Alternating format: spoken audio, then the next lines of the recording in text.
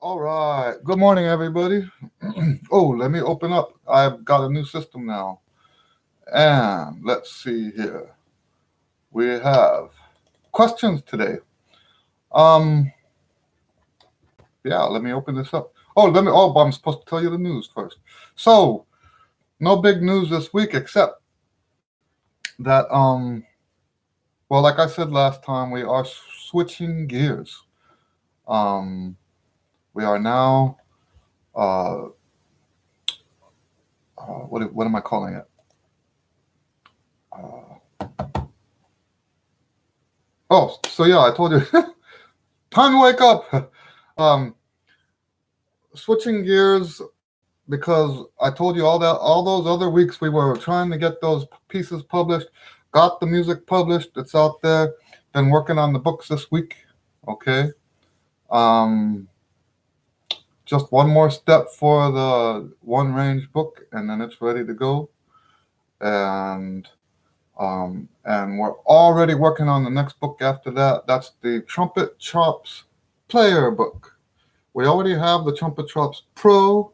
This will be the second book in the series, not in order, because in order will be like the easiest one. We're not doing that. That'll probably be the last one. So we got Pro. Coming up soon will be the Player. After the Player will be the Tyro, Trumpet Chops Tyro. And I'm currently working on the material for Trumpet Chops Master, which takes a little longer because it's I don't get as many of those master days in. I can The way my system works, I don't have a problem bringing a higher day down. I have a lot of problems bringing a, a small practice day, an easy practice day, and making it like master level. I'm not going to do that. That'll just ruin me. So it takes more time to do the higher routines, just because I don't. Oh, maybe you don't know that. So when I write the routines, I actually play them myself. So I do the routines in my own practice time. The Trumpet Chops Pro book, I practiced that routine for a year, I think. It was about a year before I published that book. So anyway, now we're back into book mode. The other big news for this week is that we're changing the way we do the questions. I think now that this is number 15, right? Number 15 of the question sessions. I think what we're going to do now is make this a thing. And instead of taking requests for the other videos, instead of doing that, let me turn off that light.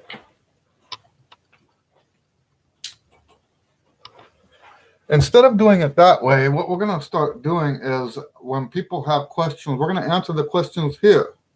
That makes a lot more sense. And so when someone sends me an email or when someone here on YouTube says, hey, what about this or that? We're going to start doing that here with the time that we have. And we're going to start that today. And so now what that means, and I'm going to call these other videos YouTube feature videos. So this is a question answer. I'm answering your questions. Those other videos now, from now on, the ones that have my bumper music at the beginning and at the end, those are going to be what I call YouTube feature videos. So those will be videos that I focus on topics in more detail than what I could possibly cover here. It's going to be very different. And those are going to be more spread out because I'm going to put more effort into it. Now that I don't feel pressure to answer people's questions through those videos. I hope that makes sense. Anyway, that said, let's get on to some questions. I have questions here. First question from, I can't pronounce the name. This person asks, I recently got braces. Is there anything I can do to improve my range? So, And here's the thing, is that was on one of the Allstate videos. And so I'm going to assume that you want to improve your range quickly, right? And so the answer to that is I would recommend not. I do not recommend ever, no matter what the reason is, trying to get range quickly. So like, for example, if you want enough range to do well at Allstate. Now, of course, it depends on how soon you got your, if you just got your braces yesterday, there's a good chance that you'll be okay by the time Allstate runs around, or even Region for that matter, right? Different people respond differently to braces. And here's the thing, the reason why they respond differently is because of what type of embouchure they had before they got braces. There are, now I like to divide embouchure types into half. Not in terms of population. I'm not saying half of the people are like this and half are like that. I'm talking in theory. There are embouchures on this side of the line that rely on manipulation of the tissue, and then there are embouchures on this side of the division that rely on muscle. Okay? If you were somebody, before you got braces, if you were someone who would push into your lips to get the higher notes,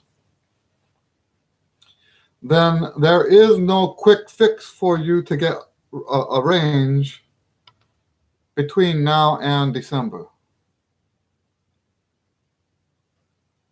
Because see, what happens is, if that manipulation of the tissue usually involves pressure. And if it doesn't involve pressure, sometimes people will tilt the horn, twist the horn so that it twists the lips around. Joseph H. Yes, I think I do remember. Hello, Joseph. How are you? Yes, of course. It wasn't that long ago. Yes, I remember you. Okay. So yes, if you have braces and you're coming from that kind of embouchure where you have to have that manipulation, the worst thing you want right now is to try to speed up trying to get the range. And the thing is if you were on this side and you had a muscular embouchure to start with, then probably there's no issues with your range at all. You just need to get used to the braces. Okay? Okay, let me turn off that light too.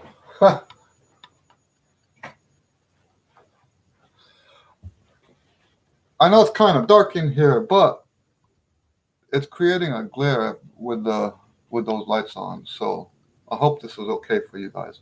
All right, so that's my answer. Now, let's say hypothetically. Now, if you were one of those that had a manipulated embouchure and you got braces, my suggestion is to grow your range slowly. Don't try to do it fast.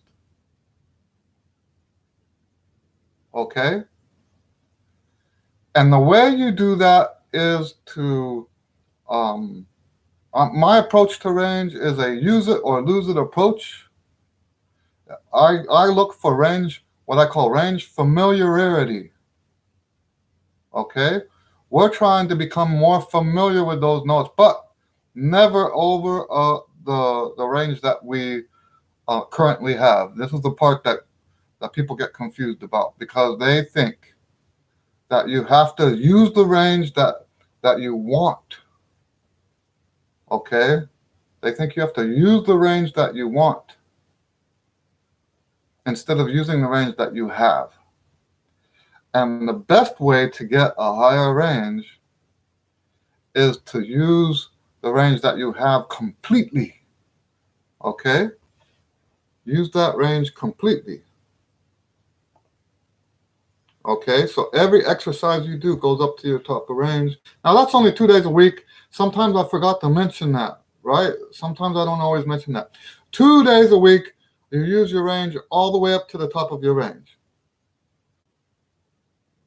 And I say all the way up, so the higher up you go, it ends up being 1 day a week. And then the other day is just like beneath your whole range.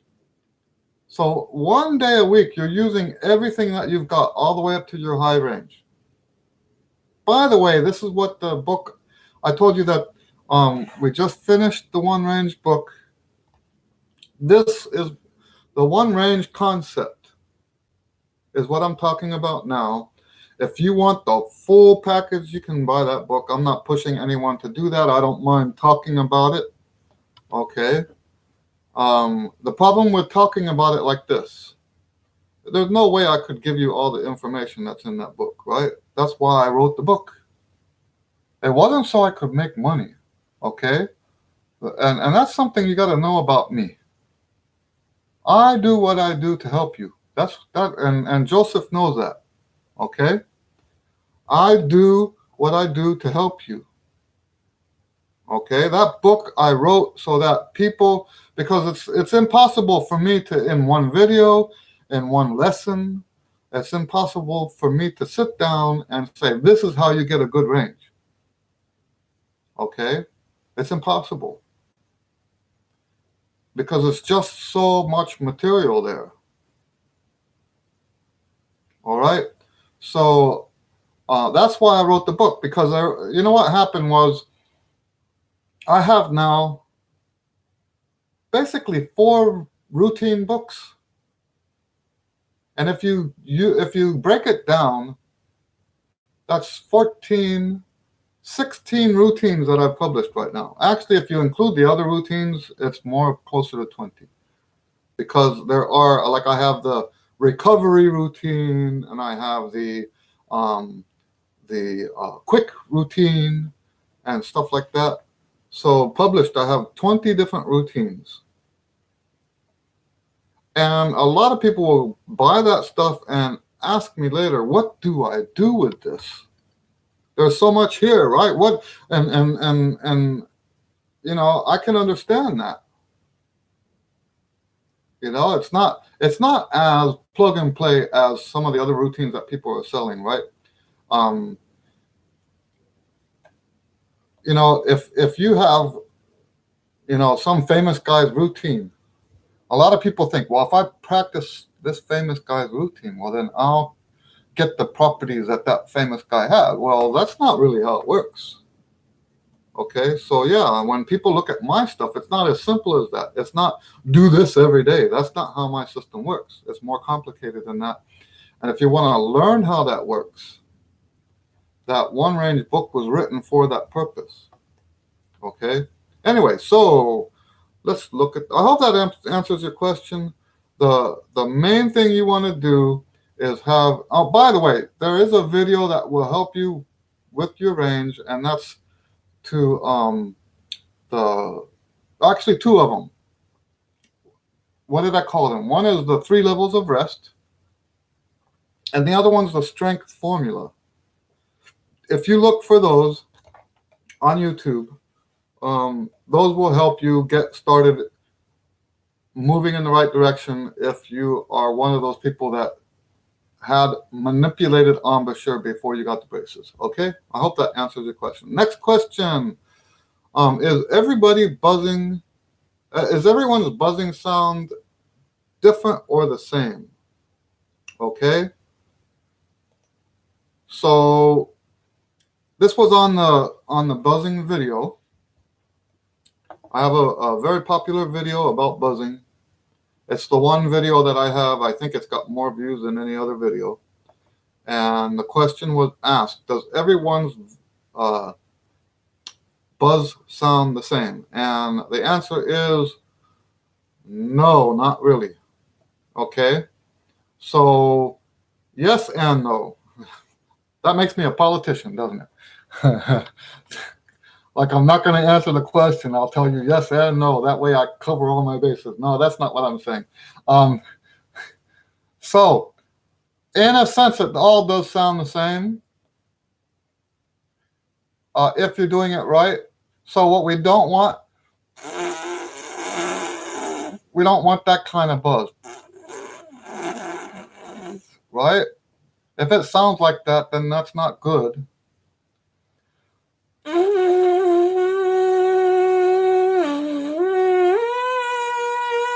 Now, I would say that 60% of the students I've worked with have the basic sound that I just had right now.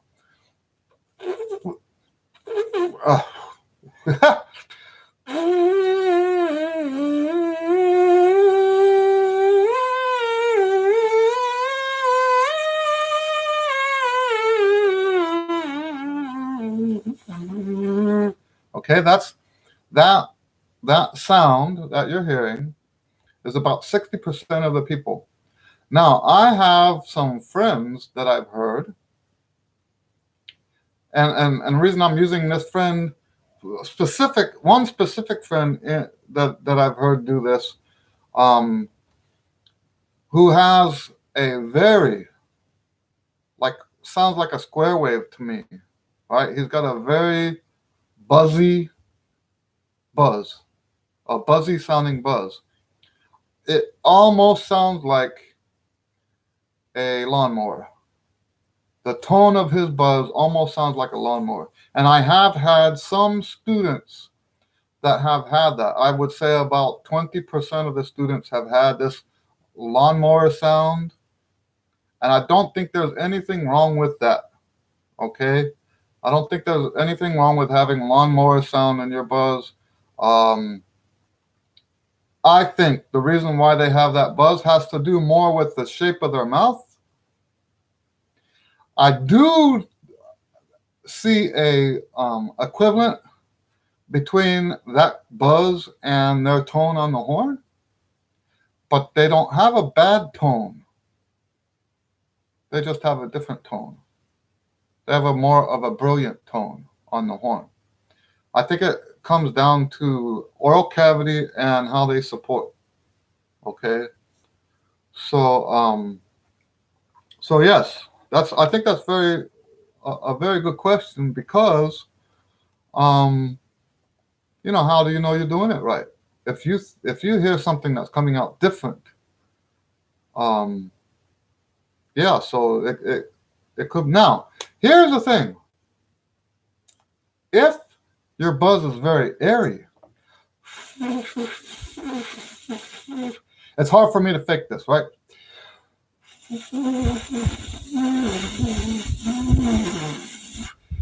Okay, I hope you could hear the air escaping.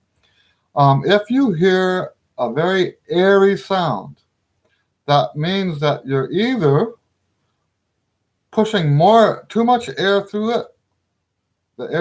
There's too much volume of air going through, or the lips aren't coming into each other hard enough.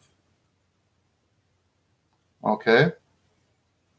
So, that reminds me, some of those guys that get the lawnmower sound, sometimes I wonder if they're not pushing their lips real hard together like this, and then overcompensating it with air pressure to make the lips pop open. Sometimes I think maybe the lawnmower sound is coming from that. That's still not a problem. I don't believe that's a problem. If you got to keep in mind, why are we doing the lip buzz? The lip buzz puts all the muscles in your face in the right position. Okay? I'm going to say that again so it sinks in. The lip buzz puts everything here. It puts the muscles in the right position so that when you start playing your horn, everything's where it needs to be. That's all it is. Okay, I take that back. Okay. There is this thing about changing frequencies on the so I'm not wrong, okay? But as the frequency goes up or down, that position does change. Okay? So learning how to adjust those facial muscles to change notes, that's a very important reason why and that's not consistent with it's not inconsistent with what I said earlier. It's just that it sounds like what I said was a little bit too simplistic, because I don't want to give the impression that there's a position that you go to and then you always play like that. No, that's not how we play. Okay, I hope that makes sense. Okay, next one. This one is from Don Batula. What brand? Oh no, what brand of bugle do I use? Okay, I already answered this guy. So this was on my bugle video, when I do the improvisation on. I didn't mean to put this as a question here, but just in case any of you are wondering, it's not a very good bugle. I've heard some bugles.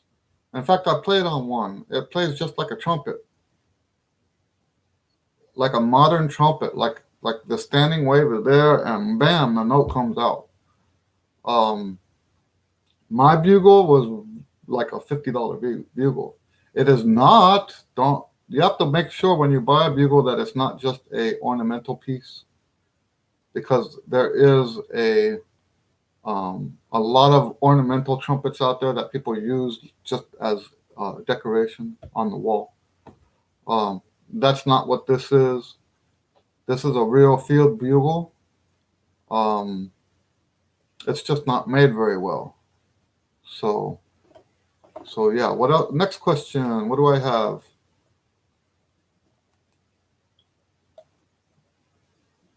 So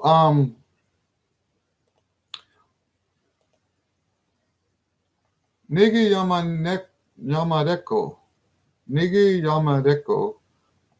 made a comment about how when they're doing buzz, all that comes out is spit. Okay. That will generally mean that the lip muscles are not tucking in well enough. If they're like loose and flabby, then stuff is just going to come out, right? And it could also mean that you're pushing too much air. If you're putting too much air, then and your lips aren't strong enough to work against the air, they will just pop open, and that makes sense to me, right? If you're putting so much air, that stuff inside your mouth is going to get caught up in it, and now you're just going to be blowing spit all over the place. Okay, that makes sense. So you might want to back off on the air just a little bit. To find that precise position,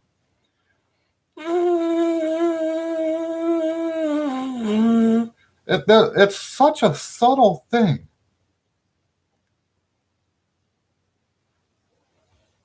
There's this myth perpetuated in the trumpet community. It's a myth about what kind of effort has to go into playing the trumpet.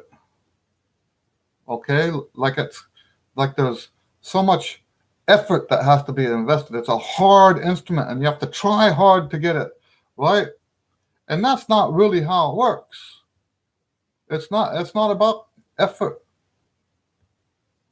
Okay, it's not effort. You have to have dexterity. Let's look up the word dexterity.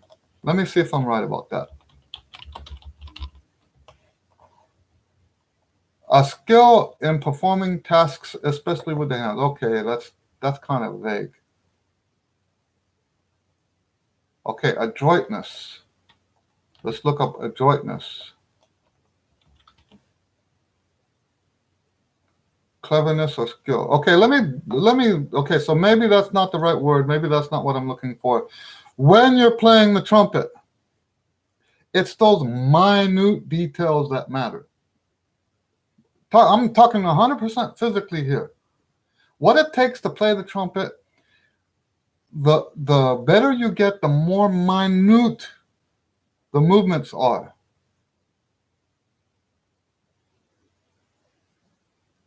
So you have to have such skill. That's why I use the word dexterity. You have to have such control over your body to make it do precisely this thing without going off a millimeter in that direction or a millimeter in that direction. It has to be so precise. The movements that you make on the horn have to be so precise. That is the effort that goes into the trumpet. It's not physical beast effort. You're learning, and that's why, and I've been saying it over and over again, that's why the tonalization studies are so very important. They're not just scales, okay? So like, for example, if your range goes up to high C, the tonalization studies, it's 20 exercises, scale exercises, but they go all the way from low F sharp to high C, back and forth, up and down, 20 times. And what you're doing when you do that is on a subconscious level. Because this stuff, these details that I'm talking about, you can't control that with your conscious mind. It's not possible. It's not possible. So what you do is you expose yourself to those frequencies. Up and down the horn, over and over again, up and down the horn. And you'll see that in my routines, right? Every exercise in my routine goes to that top range. Well, I should actually be more clear about that. Every type of exercise, because I use an expansion system.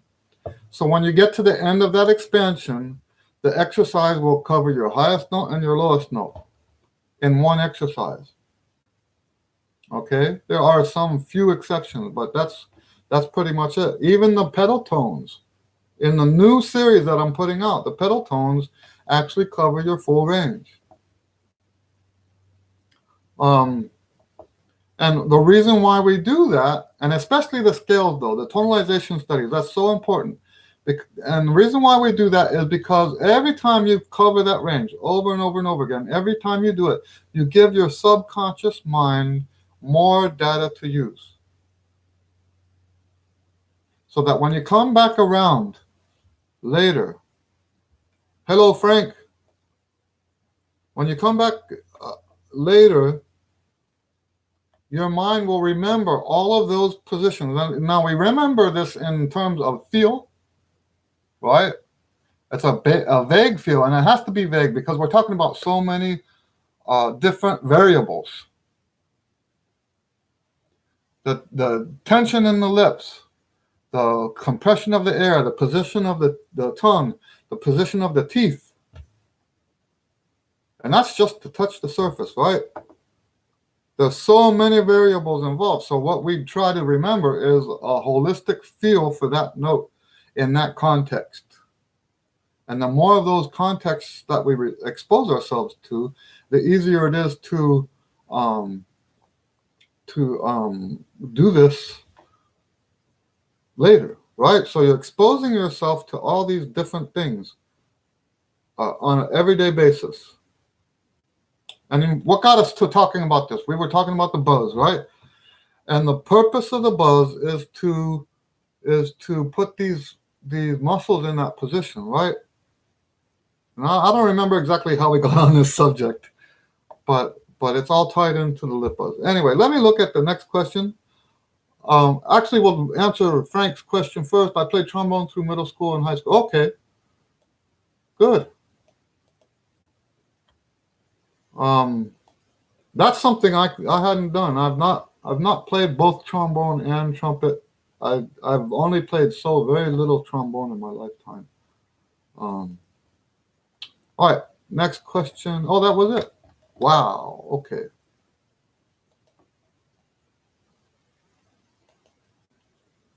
Oh, that's why we were talking about that. We had two buzzing questions this time. Okay, that's why we were talking about that. Um, because he was talking about how only saliva is coming out, no sound. Okay, and so that's why I was talking about how minuscule these variables are, right? So the chances are that the balance of the air to the lips is not in the right balance. Now, you know what? I want to say it one more time. I say it a lot, and I don't think a lot of people listen. The buzz is not a prerequisite to playing the horn. We do the buzz because it benefits us. There is no push. It's not urgent. There's no need to buzz. So do not panic. If you can't produce a working buzz, that's not a reason to despair. Okay? That is no reason to despair. Not everybody can even do a buzz. And there's a lot of people out there that don't think you should anyway. Okay? I'm not one of them, but there are people out there like that. So yeah, this is a big deal.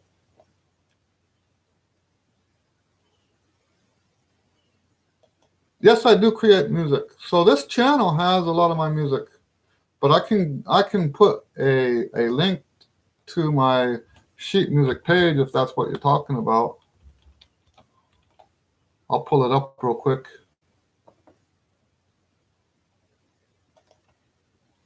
I have a sheet music page and a CD page. So here's the sheet music page. Sending the link now. That's the sheet music page. And here's the CD page of my recordings.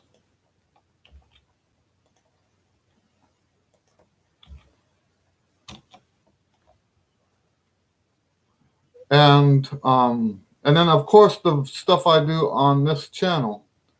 I do weekly. I do a hymn, and then I do a free improvisation. The improvs haven't been every week, but now that's what I'm doing. Is I'm striving to make them weekly. I'm not as committed to the weekly improv as I am to the weekly hymn. But yes, but there are also demonstrations of my compositions on this channel. So, like for example, this week or the week before, I just published a trumpet sextet. That's 6 trumpets, and it's probably one of the hardest pieces. I can write hard music. And you know what? That's not a compliment either. One of the things I learned when I first started composing is that hard music is bad writing. A lot of people don't know that, right?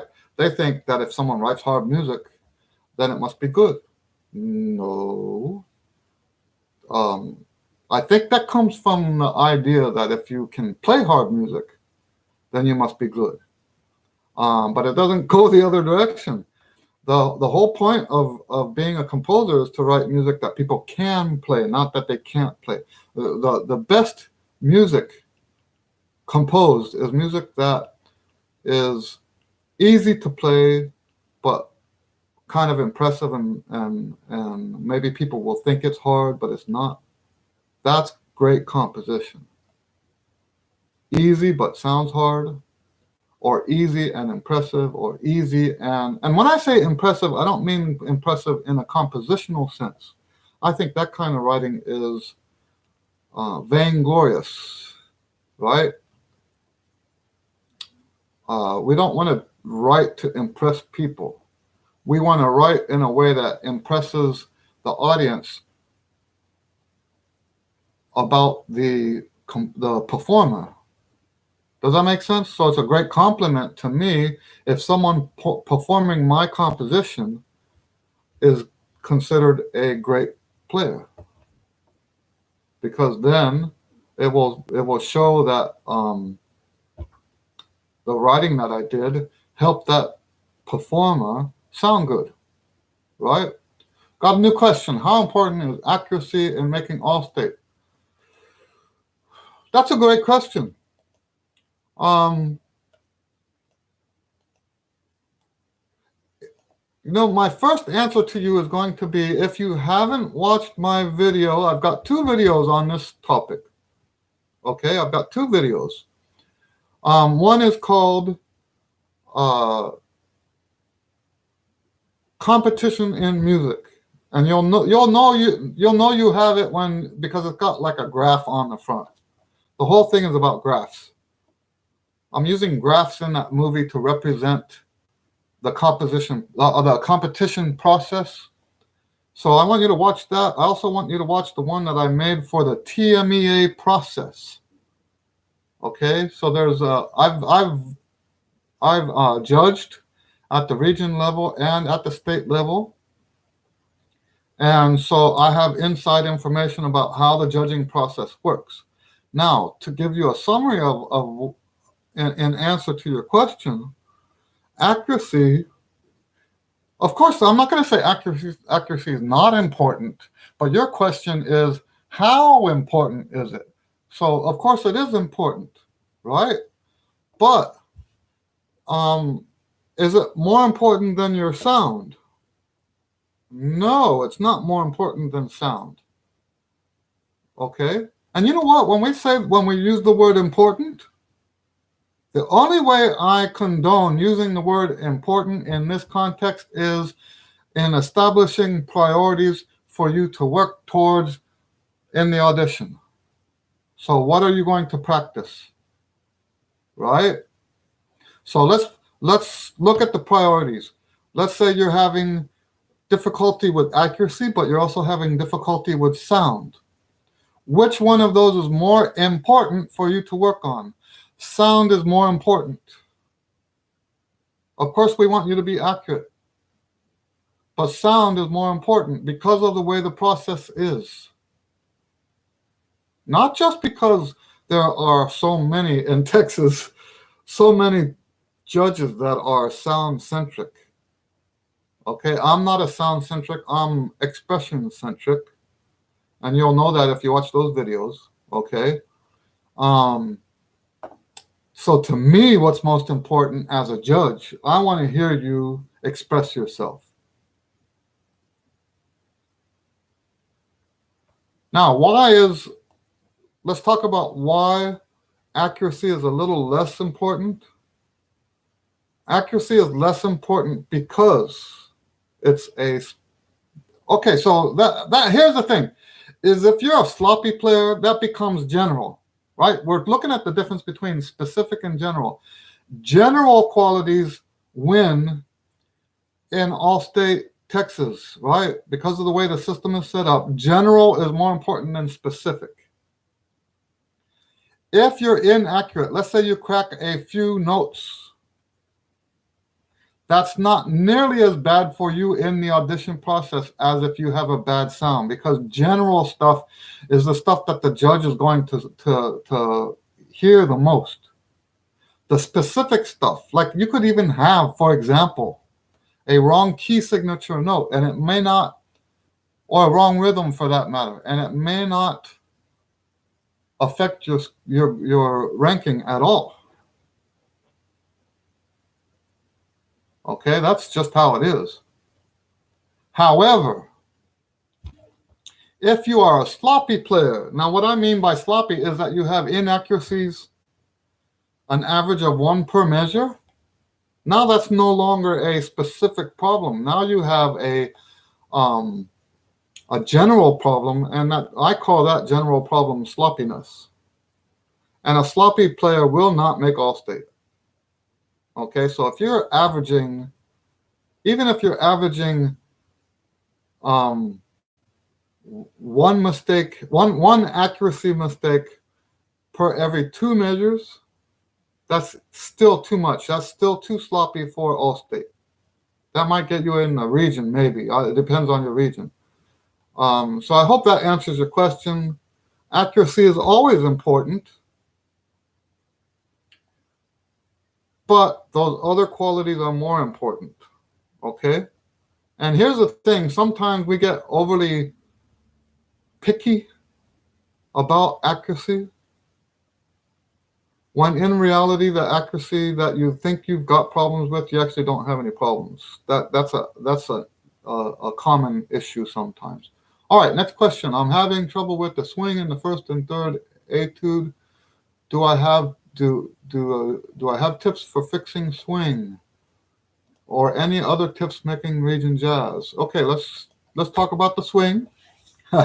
So I think this is the third time talking about that in the question and answer. I don't mind doing that, but it comes up a lot. That's all I'm saying. It does come up a lot. Let's talk about what makes good swing. First of all, we want legato articulation.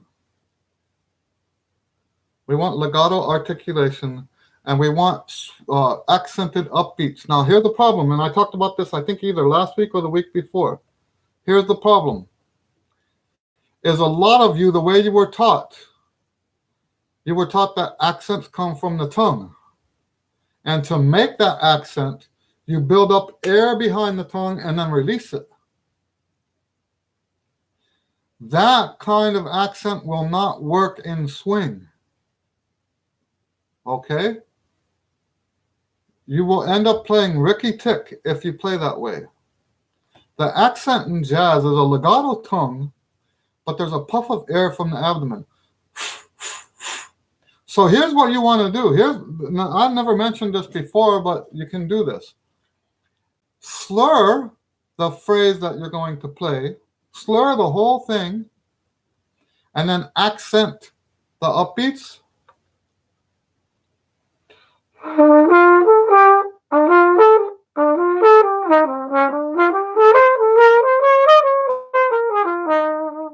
Okay? What I just did now was I slurred all of it. I didn't tongue anything. But I accented with and you know what? I think they call that a breath accent, but I had a conversation online about this. And when I asked them physically what do they do for a breath accent, it was like I just stressed them all out. Right? So, and you know what? I know that I'm right on this. And one of the ways that I know that I'm right is someone accused me of being old-fashioned. And you know what? When it comes to classical music, right? If you call somebody old-fashioned and we're talking about classical music, I'm sorry, that's a compliment. That's not an insult. Okay? And when I say classical music, we were talking about what is an accent, because we're talking about the influence of the classical pedagogy on the jazz. The reason why the kids can't swing is because of this accent stuff that I'm talking about. They were taught to do it with their tongue. The old-fashioned way, is to do it with the abdomen. You accent with the abdomen, and that's, I found a book that actually describes this perfectly. Someone from the Chicago Symphony. Okay. An old book, I think it's from the 60s. And he describes the difference between the different accents. And the accent comes from the abdomen, not from the tongue. What you do with the tongue is change how percussive the accent becomes. Okay? So the reason why most people, now I can only assume that's happening to you because this problem keeps coming up.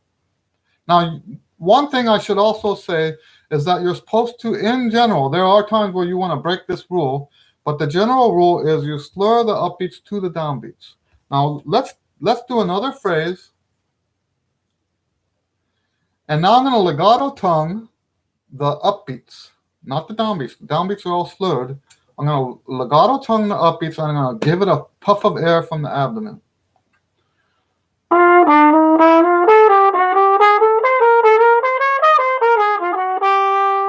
You see what I'm doing? That's a legato tongue, but each upbeat has a puff of air from the abdomen. That's what's going to produce your best swing. Okay? It's not a rhythm. I really don't like referring to it as a rhythm, because there's people that teach it as a rhythm, and then those students come out going da da da da da da da da da da da da, right? Yucko, yucko, yucko, right? Other tips for making region jazz. Well, do you know what? I will tell you that region jazz is a lot easier to make than most of the other stuff. Well, I guess it does depend on what region you're in. There are some competitive regions, okay? But for the most part, it's been my experience that making region jazz is a whole bunch easier than making region classical, region band, or region orchestra. It's a whole lot easier. Part of it's because fewer people today are interested in jazz. That's part of it. But I think also maybe it's because there's so few teachers. Good teachers, I mean. There's teachers that give you wrong information because they don't know themselves. Okay? I think, I encourage everybody to take lessons. I'm very open about that, very, very outspoken. Take lessons. And even if you have to take lessons with someone who really doesn't know that much about what they're doing, I think that's still more valuable than not taking lessons at all, right? I still think that's much more valuable. But you do have to be careful and ask yourself, does this person really know what they're talking about? It doesn't. So if they don't know, you know what this comes down to? I say this often too. There's so many things that I say that I keep saying the same thing over and over again.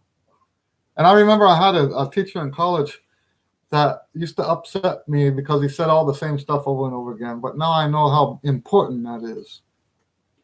If you only said it once, then it just wasn't important. Okay? So there is stuff that I say over and over again. And one of the things I say a lot is that your education is your responsibility, whether you're taking lessons or not. It's your responsibility to learn the right material. It's not your teacher's responsibility to make you learn the right material, right? So even if you have a teacher that's not any good, you know what? This is your quest. One of the things I like to say is that the way I see, this is a great analogy, right? The way I see lessons, I'm sort of like a safari guide.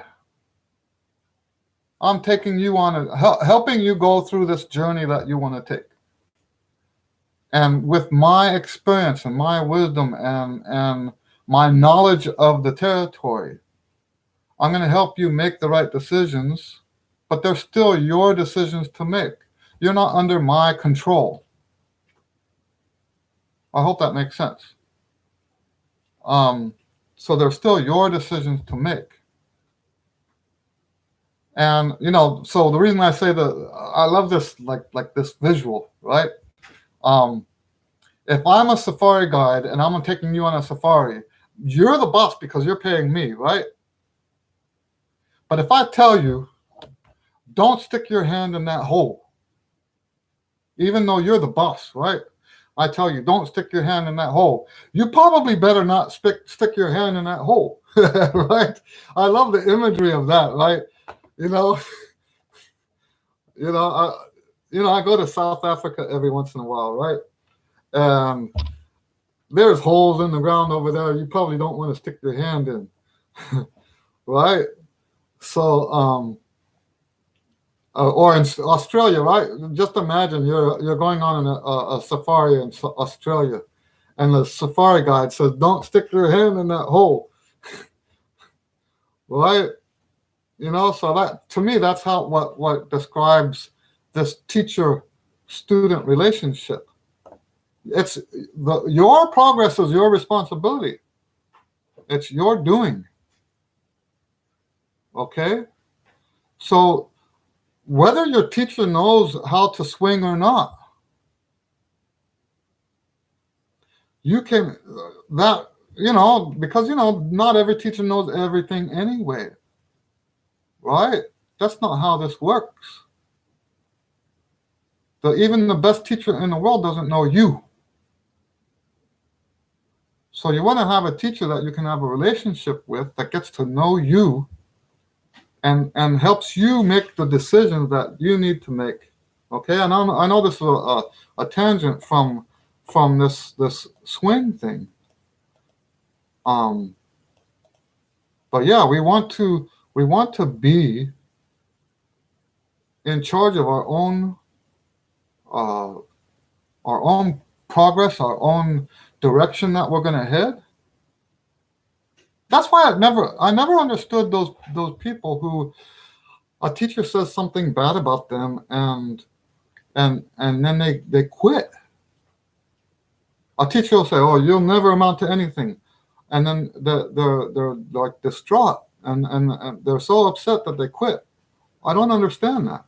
Your progress is not that person doesn't determine who you're going to become as a musician. I had a teacher like that. No, I was distraught, but that's not a reason to quit. I was very upset.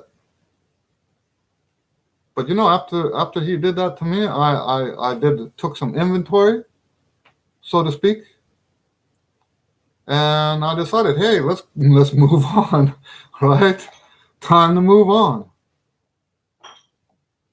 Anyway, I know that's a far, far, far tangent from this thing about the swing, but yeah, we want to um, find a teacher that helps us with this stuff.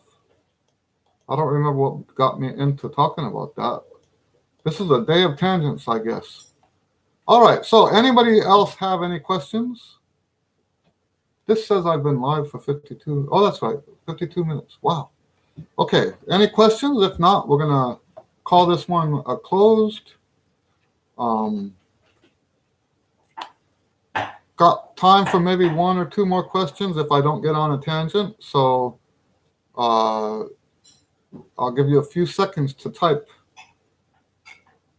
Otherwise, we're going to call it a day and get on with the teaching day. I teach today and then I have a gig tonight. Usually have a gig on Saturdays. When you're playing, do you ever switch around the mouthpieces you use, like during the performance? I do switch mouthpieces, but rarely during the performance. Usually, okay, let me tell you this.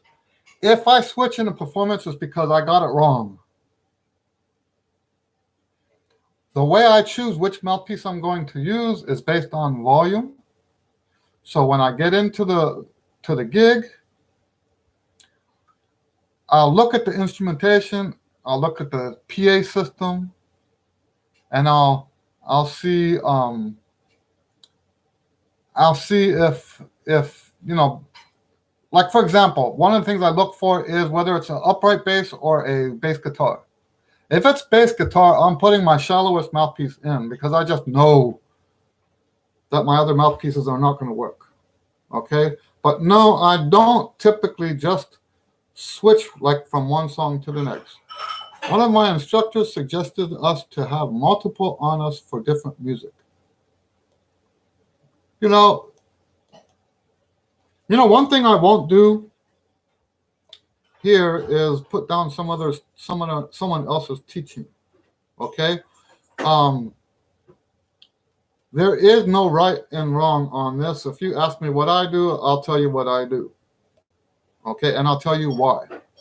I don't like to change mouthpieces because it's not in the performance. Not unless I got it wrong. Okay? Like I said, that's the only exception. And the reason I don't like to change on the performance, during the performance, is because of the instability that it brings to the embouchure. You can actually even bruise yourself depending on what kind of rim. If the rim is not the same, you can actually bruise yourself switching back and forth. And once you get bruised, I say bruised, you can actually create swelling in the lips. And once you get the swelling, it's very difficult to finish the gig. I've had that happen a few times, and it's not pleasant. Okay, so one thing is we want to have the same rim no matter what. Okay, I did. Now here's one thing I did do this past week. I had a recording session on Thursday, and I was playing all 4 parts, and I used my shallow mouthpiece for the top parts and my medium mouthpiece for the lower parts. And the reason I did that, because I wanted a fuller sound in the section. Okay, I wanted to sound more like I was 4 different players. Now, that's not something I do every time, but I did it this time because of the music. Now, so that's another exception. Okay, but yeah, I won't say that your instructor is wrong. You know, we had in Houston, this trumpet player died, I think, in the 90s. But he was a famous, not quasi-famous, you know, trumpet players knew him. I think he was with the Kenton Band or Woody Herman Band or something like that. But he was famous for, or infamous for, depending on your stance, having 4 or 5, 6 mouthpieces in one gig, right? Switching like, oh, here comes that song, and he'll switch to that mouthpiece, and here comes that song, and he'll switch to that mouthpiece. So that's the most extreme. Now, was he a bad player? No, he wasn't a bad player. Did he do a good job? Yes, of course he did a good job. He wasn't one of the best in Houston. So I'm not going to put that down. That's just not how I do it. Okay?